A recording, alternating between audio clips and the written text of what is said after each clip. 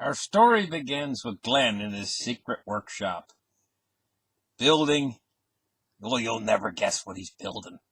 He's over there in the corner, and there's all kinds of switches, and there's all kinds of wires all over the floor, and there's old light bulbs, and there's different kinds of machines, and there's this big chair, and around the chair's all these parts, and he's putting all these parts together on this machine, and he's finally putting the last few connections on the wires, and he's tapping with his hammer on the machine, and he's building it.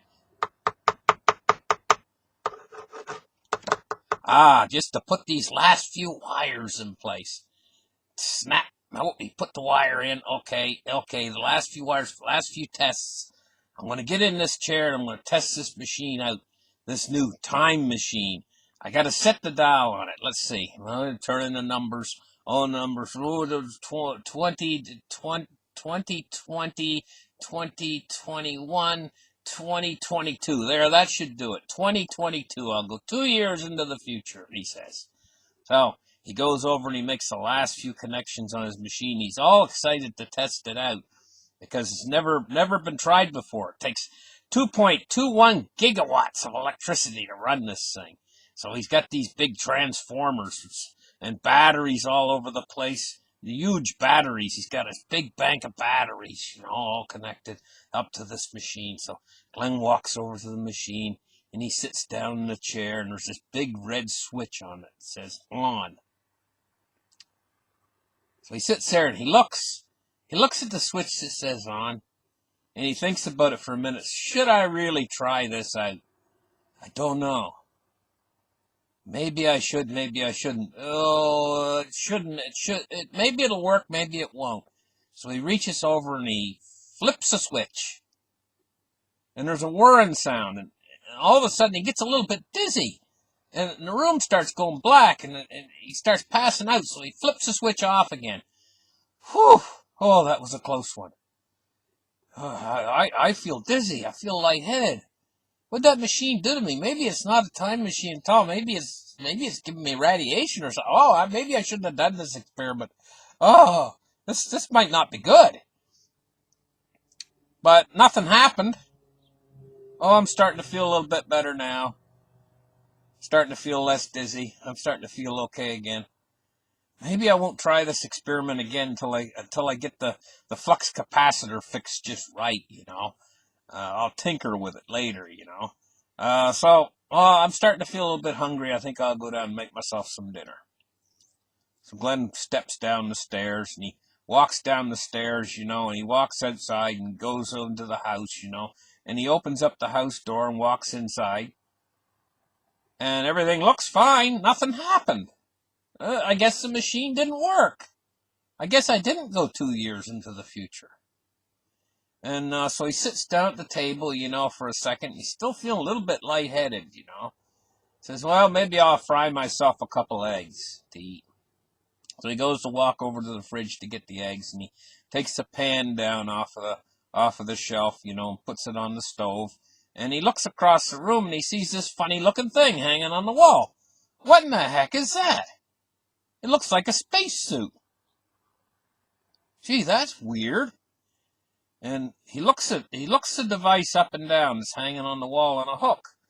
It's got a big rubber shoulder pads that come down and to these long sleeves, all made out of rubber, and rubber gloves.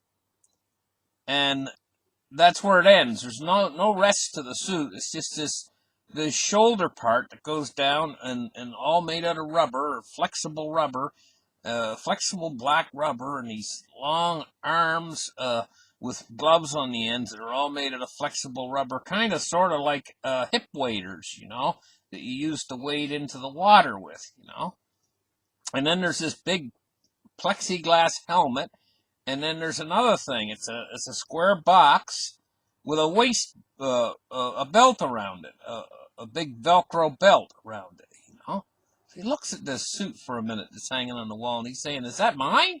Where'd that come from? I don't understand. So anyway, he goes over and he starts cooking his eggs, and it's kind of puzzled him where this soup come from that's hanging on the wall. So he gets his eggs done cooking, and he puts them into a plate, and he walks over to the table, and he starts to put some ketchup on his eggs, and he slides the laptop over to himself, on the table, and he starts tapping some things in, and he decides to go to Google News to see what's going on. So he looks at Google News, and none of the stories are familiar. He looks at the date, and all of a sudden his mouth drops open. The date is December 22nd, 2022. And oh my gosh, the machine worked. Oh my gosh, the machine worked. And all of a sudden a little bit of fear goes through him. He's starting to think to himself, oh my goodness, how am I going to get back? How am I going to get back to 2020? I must be in the year 2022. So I got to find out what's going on in this world. So he starts reading the articles on here. It says all citizens. He reads an article on Google. It says all citizens are required to wear their pepper suits anywhere in public. $20,000 fine and up to 3 years in jail for not wearing a pepper suit. He says, what's a pepper suit?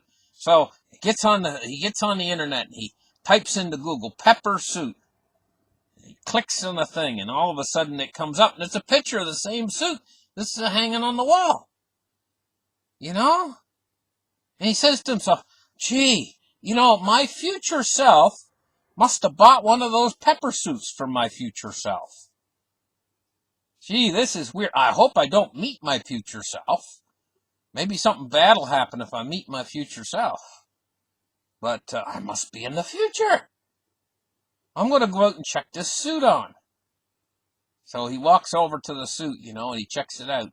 Rubs his hand across the helmet. And it's amazingly light. It's very thin, like plexiglass material. Amazingly light. It can't weigh more than an ounce, the whole helmet. But the shoulder part, the rubber shoulder part's quite much more substantial and thicker and heavier, and it's connected. It's all snapped in around the helmet, where it connects. The rubber's like snapped in with a seal.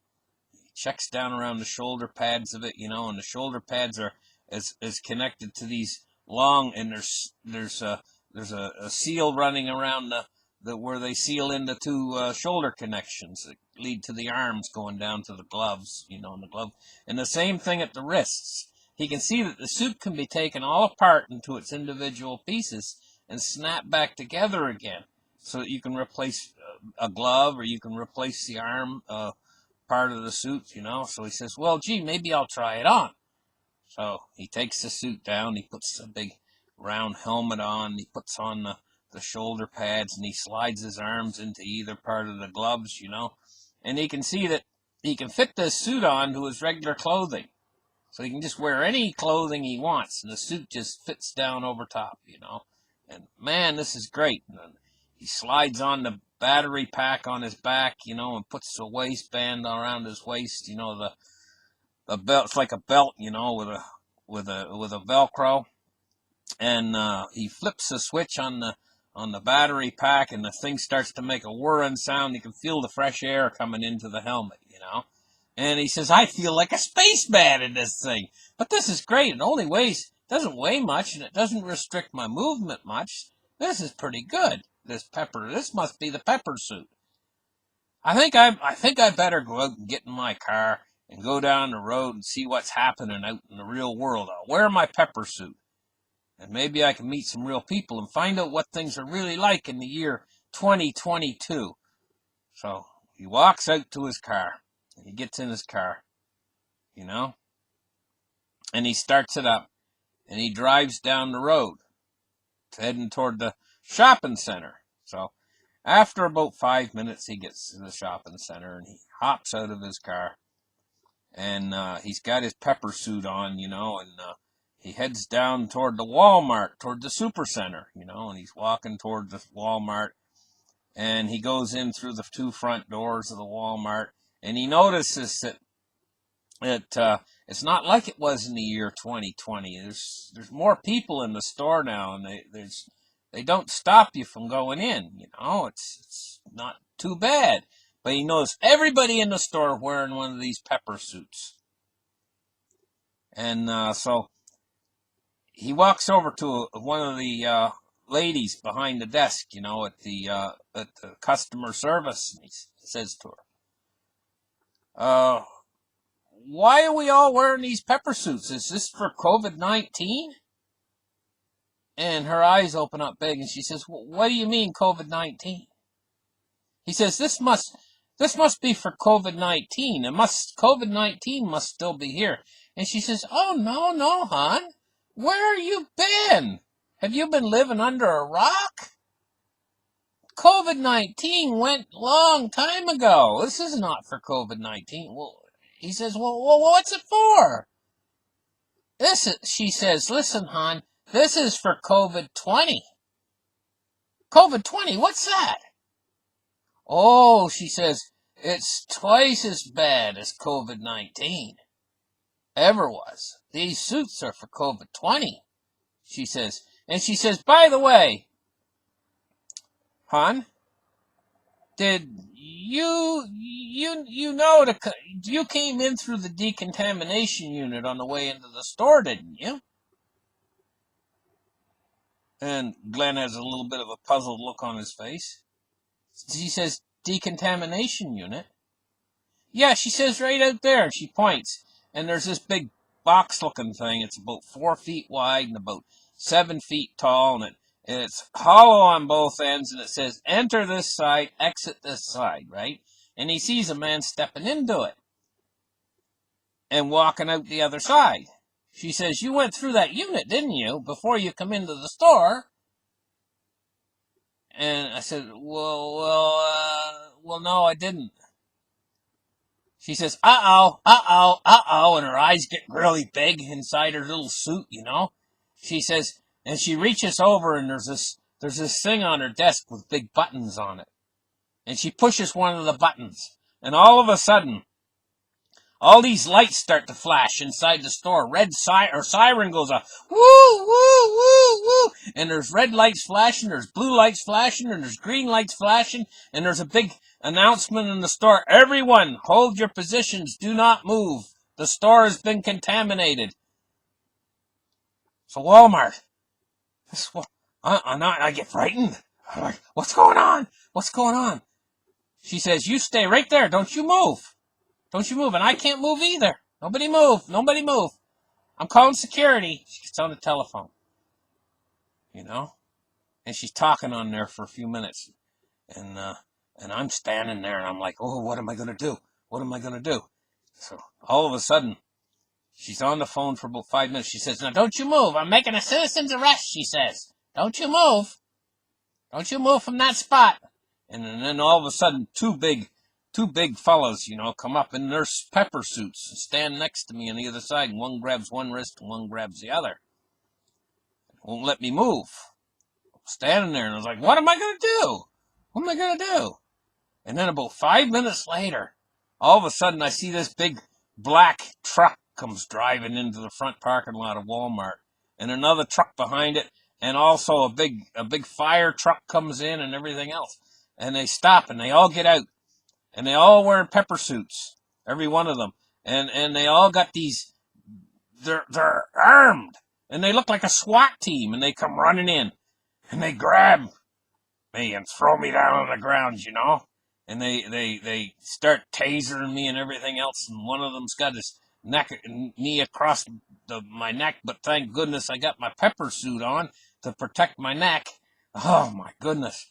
So I'm all shook up. And they stand me up and they take me into the back of the vehicle. And they say, decontamination. There's all these lights going off and sirens and everything else. And I don't know what to do. Could that be what our future looks like? Because I'm going to tell you what. I just decided I'm not going to build a time machine. Thank you guys for listening. We'll catch you in the next show. Bye-bye.